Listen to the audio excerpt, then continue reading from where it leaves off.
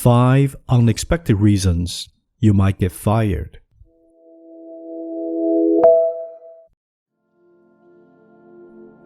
The workplace isn't always what it seems. Many of us dream of landing that perfect job, the one that fits just right, where we can contribute meaningfully and grow with the team. But the reality of the job market isn't always so kind. It's not just tough, it can sometimes feel like a place where petty behavior and hidden agendas quietly shape decisions. As the old saying goes, in individuals, madness is rare, but in groups, it's the rule. And in the world of work, collective dysfunction can play a bigger role than most of us expect. So today, let's explore 5 surprising and often unspoken reasons you might get fired. Reason number 1. You might be working too hard.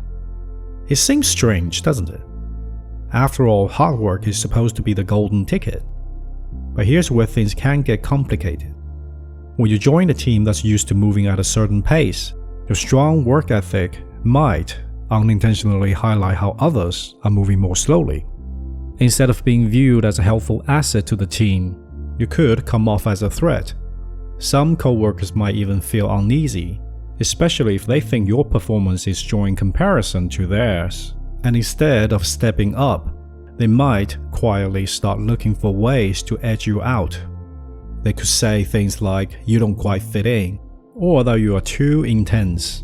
They might even make claims that you skipped steps or disrupted the flow, even if you followed every single rule.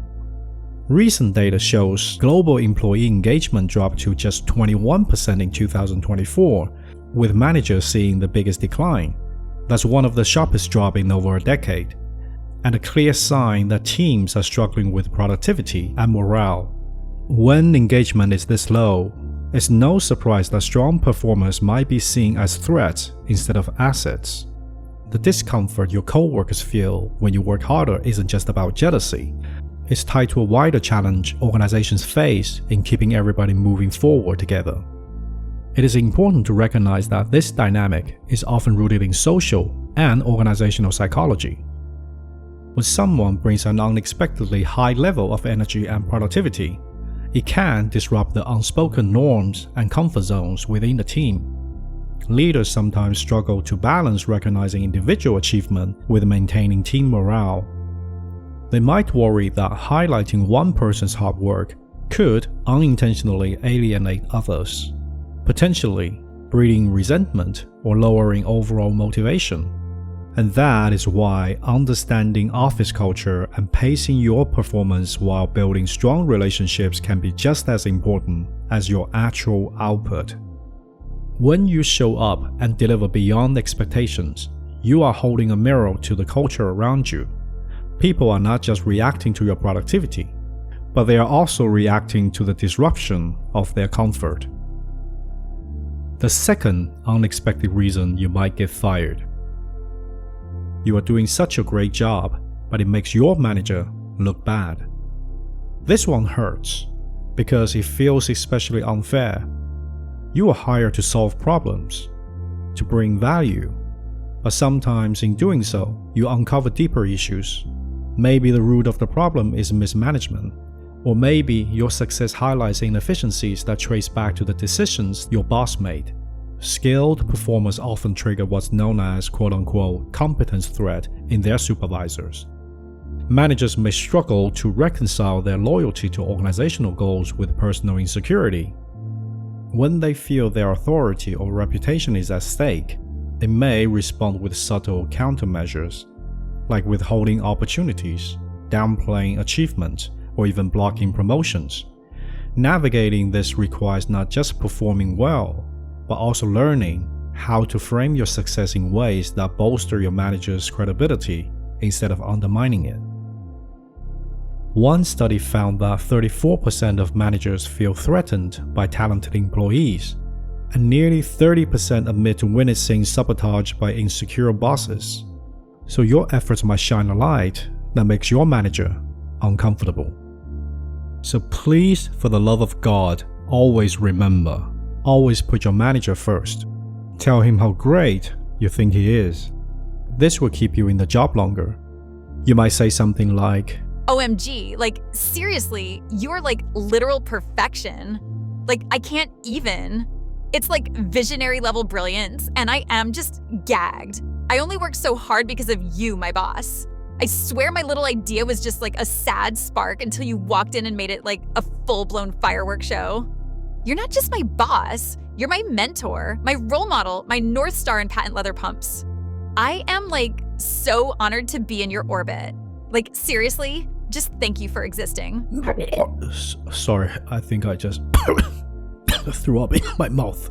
Joking aside, not everyone wants to be an ass licker. And if you don't want to sacrifice your soul for your job, if you see signs of this happening, get out before you get kicked out. The third unexpected reason you might get fired. You are doing such a great job that the company no longer needs you. It sounds ironic, but yes, doing a great job might actually cost you your job. Imagine being brought in for a specific project or to solve an urgent issue. You work hard, fix the problem, and helped everything run smoothly again. But instead of being rewarded, you suddenly realize that your role feels unnecessary.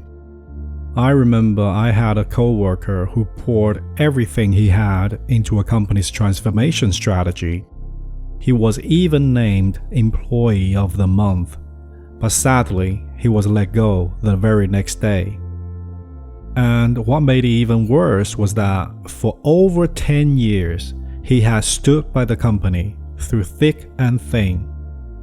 It felt cold, but to the company, he has simply served his purpose.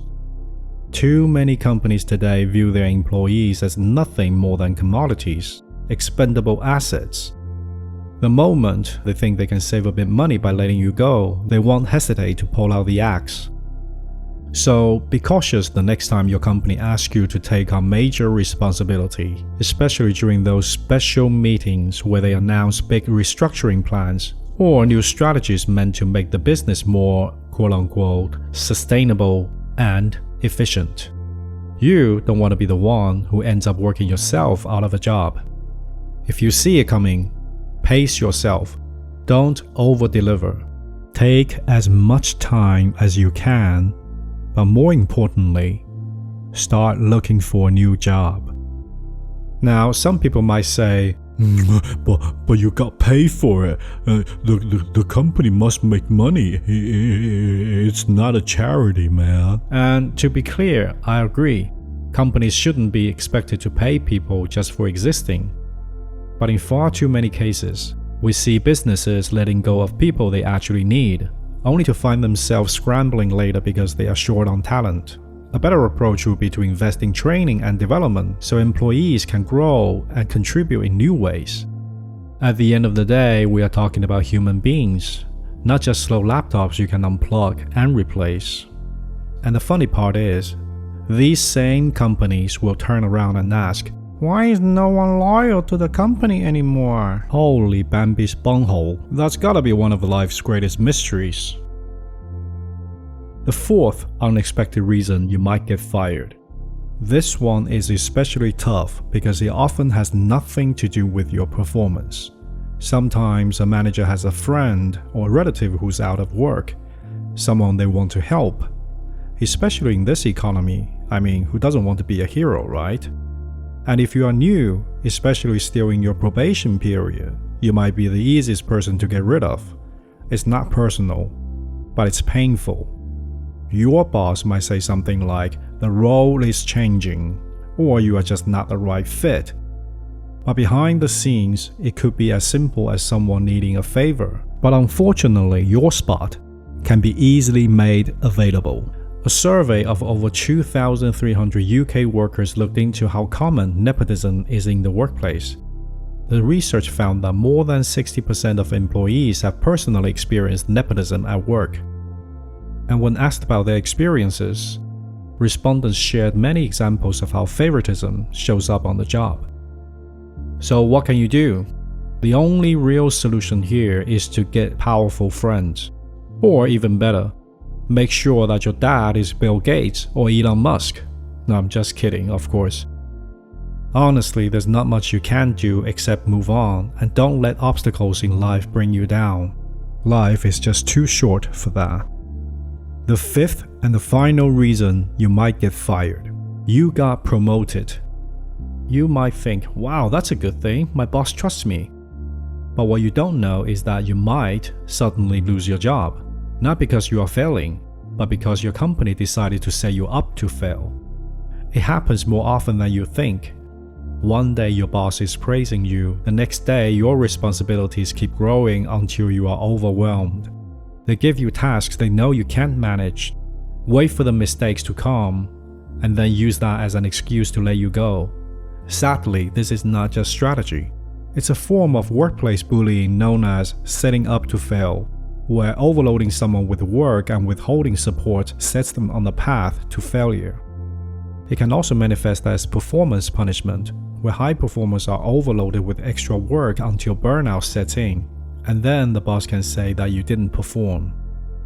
In organizational psychology, this tactic reflects a toxic power dynamic, where leaders use failure as a means of control. It often starts with misaligned expectations and micromanaging, escalating into a self-fulfilling prophecy. Managers who feel threatened may create no-win conditions for employees they perceive as a challenge. The consequences include diminished morale, reduced productivity, and high turnover, not because of performance issues, but because the system is designed to fail. In the end, these 5 reasons all reveal one uncomfortable truth: job security is not always about performance.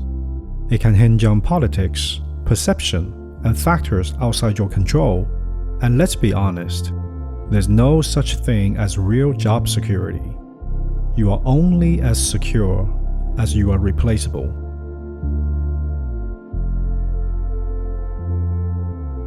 Alright, that's it for today. Hope you enjoyed the video. If you did, make sure to like and subscribe so you don't miss the next one. And if you didn't, well, let's be honest, you probably didn't make it this far. Either way, thanks for watching. I'll catch you in the comments. Take care of yourself.